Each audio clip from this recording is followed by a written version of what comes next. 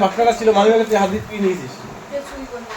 ও কিন্তু পকেট মার, কখন তোমার পকেট থেকে তুমি ছেড়ে দেবে বুঝতে পারবে না। মানে মানে ওই কি বলে এই যে বলে না, কি বলে সব খেলায় পারদর্শিতা, কি বলে অলরাউন্ডার। মানে ও জুতো সাইজ থেকে চণ্ডীপদ করে সব পারে, কিন্তু করবে না। পকেট মারটা ভালো শিখেছে, আবার সবার পকেট মারে না, রাস্তাঘাট মারে না। ও মারে দাদা, বাবা, দিদি, বোনের পকেট দিয়ে মারে। কখন মেরে দেবে তুই বুঝতে পারে না, ঘুমিয়ে আসি পকেটে খাওয়া। পকেটটা মারে না, অল্প মারে। মানে যদি 50 টাকা থাকে তা 10 টাকা নেবে, 5 টাকা নেবে, এইতে ভালো, মানে বাঁচিয়ে মারে।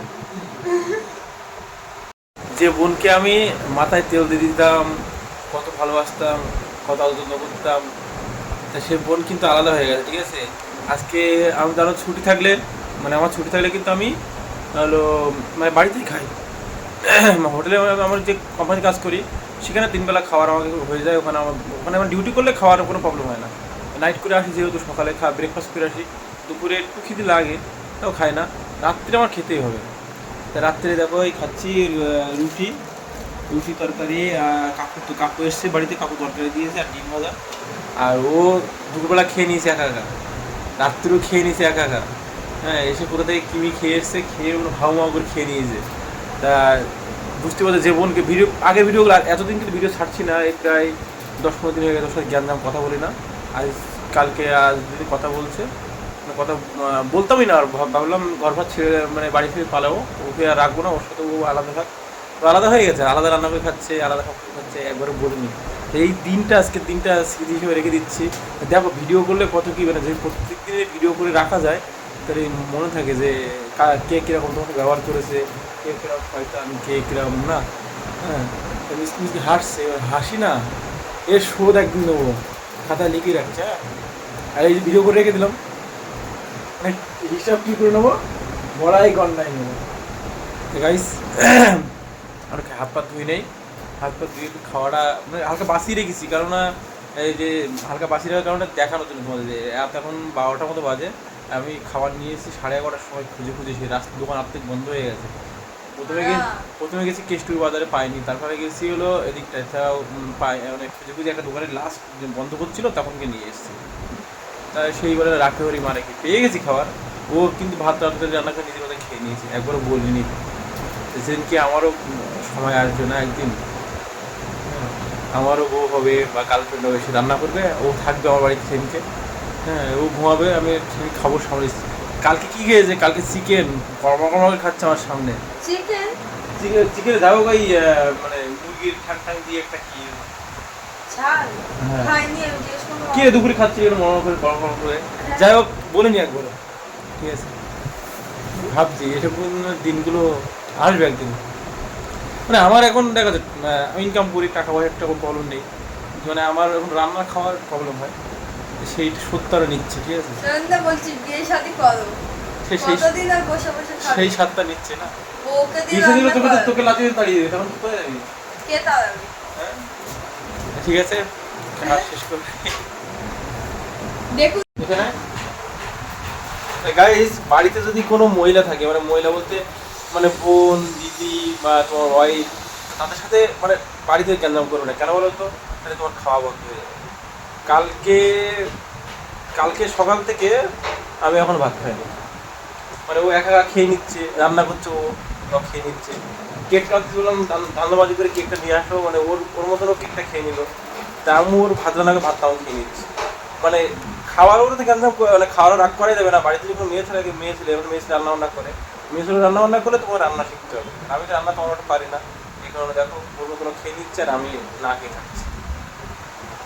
সেই বোন কিন্তু আগে তার সাথে ভিডিও করতাম, একটু ওরা হিংসা করি, মানে আমি যে না খেয়ে আছি দেখছি না, মানে জ্ঞানদাম করেছি তো কথা বলছি না। লসটা আমার হচ্ছে, লাস্ট পর্যন্ত আমার কথা বলছিল না, বাদ দিয়ে ওই আগে এসেছিল, হুমুকে ঘরে ঢুকে গিয়েছিল, তার কথা বলি।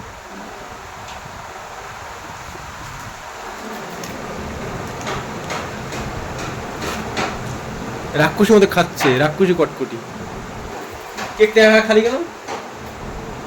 হ্যাঁ, কেকটা একা খালি কেন বল? গাইস আমি বিস্কুট খেয়ে নিচ্ছি।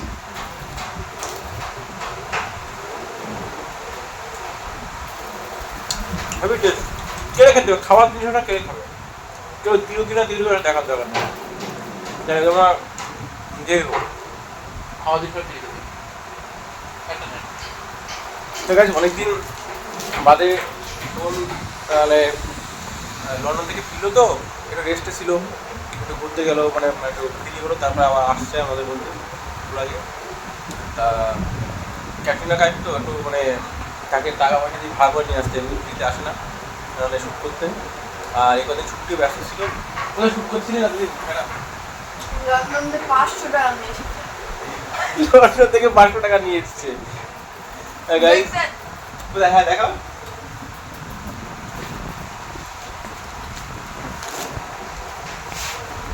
আমার নতুন মানি ব্যাগ, এটা লন্ডন থেকে কিনে নিয়ে লন্ডনের মানি ব্যাগ, আর নতুন মানি ব্যাগ গাইস।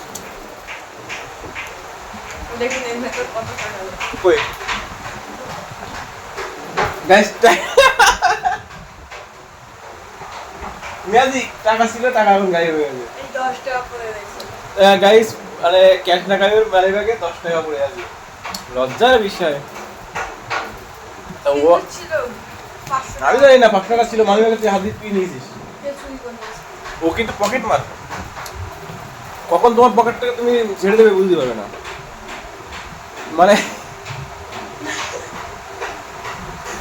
মানে ওই কি বলে এই যে বলে না কি বলে সব খেলায় পারদর্শিতা কি বলে, অলরাউন্ডার। মানে ও জুতো সাইজ থেকে চণ্ডীপদ করে সব পারে, কিন্তু করবে না। পকেট মারটা ভালো শিখেছে, আবার সবার পকেট মারে না, রাস্তাঘাট মারে না। ও মারে দাদা বাবা দিদি বোনের পকেট মারে। কখন মেরে দেবে তুমি বুঝতে পারে না, ঘুমিয়ে আসি পকেটে খাওয়া। পকেটটা মারে না, অল্প মারে। মানে যদি 50 টাকা থাকে তা 10 টাকা নেবে, 5 টাকা নেবে, এই তো ভালো, মানে বাঁচিয়ে মারে। মানে দিন বুঝতে পারে, আমি তো হিসাবে ভাই, আমি হিসাব বিজ্ঞানে পড়েছি, আমার কাছে টাকা নিলে আমার পকেটে তো বুঝতে পারবো। ম্যাডাম আপনি লন্ডনে কতদিন ছিলেন? এই তো 2 সপ্তাহ। লন্ডন থেকে 500 টাকা কামাই নিয়ে এসেছি। কিন্তু 5 টাকা এই মানি ব্যাগটা কিনেছে 1000 টাকা। তা গাইস অনেকদিন হয়ে গেছে, মানে বোনের সাথে গ্যাঞ্জাম হয়েছিল, কথা বলিনি। তা আজকে ছুটি তো, তা ছুটিতে অনেক সময় বাড়িতে আসি, তা অনেকটা হয়ে গেছে। মানে দুজনে কী বলবো, ও তো মানে হনুমান, সবার সাথে গ্যাঞ্জাম করে। এবার আমি আবার গ্যাঞ্জাম করে থাকতে পারি না, কার সাথে সেই সুযোগটা নিচ্ছি, ঠিক আছে। তা ও অনেকটা রোগা হয়ে গেছে, মানে একদিন আমি ওটা খেয়াল রাখিনি, খাচ্ছে কি যাচ্ছে কি করছে কিনা, একটু রোগা হয়ে গেছে। গায়ের রঙটা একটু ফর্সা হচ্ছে, মানে যেহেতু লন্ডনের সাবান মাখছে। ও লন্ডন মানে ফরেনের সাবান ছাড়া মাখে না।